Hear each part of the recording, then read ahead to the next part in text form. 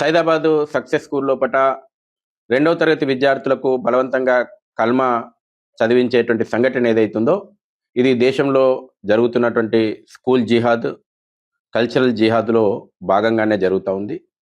పహల్గామ్ లోపట తీవ్రవాదులు కల్మా వస్తుందా రాదా అని ఏ విధంగానైతే హిందువులను హత్య చేసిండ్రో అదేవిధంగా స్కూళ్ళ లోపట కల్మా బలవంతంగా హిందూ విద్యార్థులకు నేర్పించి ఈ దేశం యొక్క సనాతన ధర్మం పైన దాడి చేసే ఒక తీవ్రవాద భావజాలమే స్కూల్ జిహాదు, కల్చరల్ జిహాదు.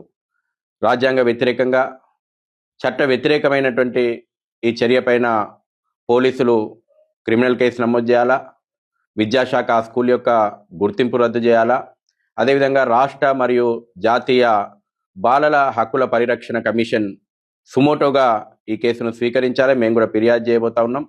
అనేక సంఘటనలు దేశం లోపల వెలుగు చూస్తూ ఉన్నాయి.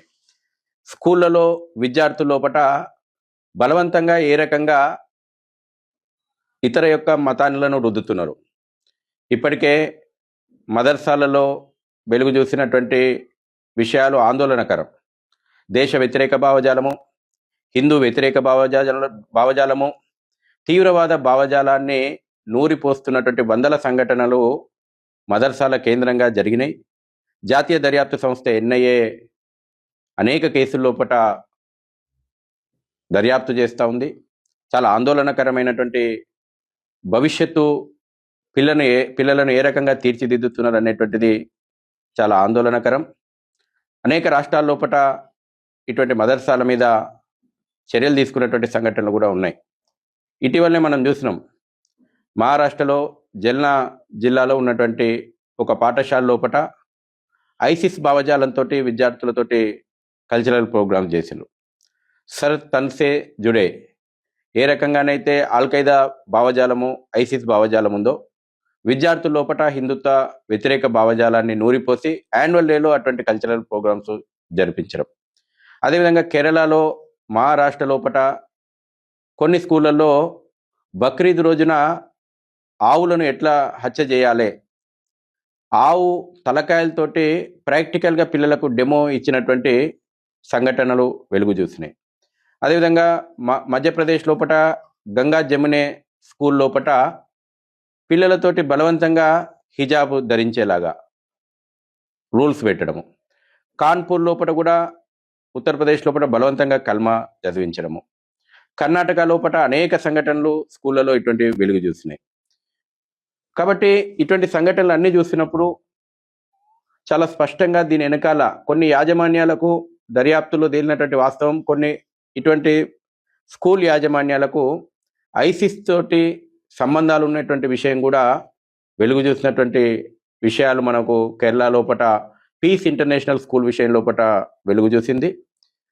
అనేక స్కూళ్ళల్లో కూడా బీఫ్ ఫెస్టివల్ ఆర్గనైజ్ చేస్తున్నారు.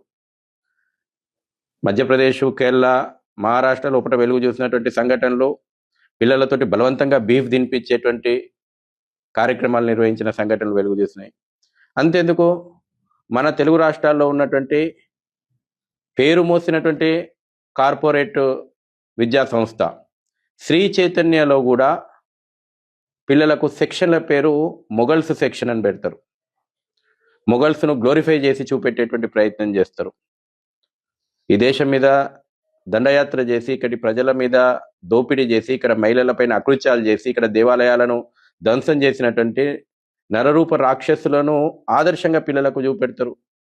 క్లాస్లో సెక్షన్ పేరు మొఘల్స్ సెక్షన్ శ్రీ చైతన్య స్కూల్ లోపల మేమే స్వయంగా ఫిర్యాదు చేసినాం. కాబట్టి ఇది ఒక కుట్రపూరితంగా జరుగుతున్నటువంటి కుట్రలు. ఇవన్నీ కూడా ఏదో ఆషామాషిగా వెలుగు చూసినటువంటి వ్యవహారాలు కాదు. స్కూల్ జిహాద్ నడుస్తుంది, కల్చరల్ జిహాద్ ఈ దేశం లోపల నడుస్తుంది. జిహాద్ అనేక రూపాల లోపల ఉంది. అనేక రూపాల లోపల ఈ దేశం మీద, ధర్మం మీద దాడి చేస్తూ ఉంది. చూస్తాం, హైదరాబాద్ పోలీసులు H-ఫాస్ట్ విభాగం ఏర్పాటు చేసిన తర్వాత ఫుడ్ జిహాదు ఏ రకంగా వెలుగు చూస్తూ ఉందో, ప్రజల మీద విషపూరితమైనటువంటి పదార్థాలను తిండి రూపం లోపల ఎట్లా అందిస్తూ ఉన్నారు.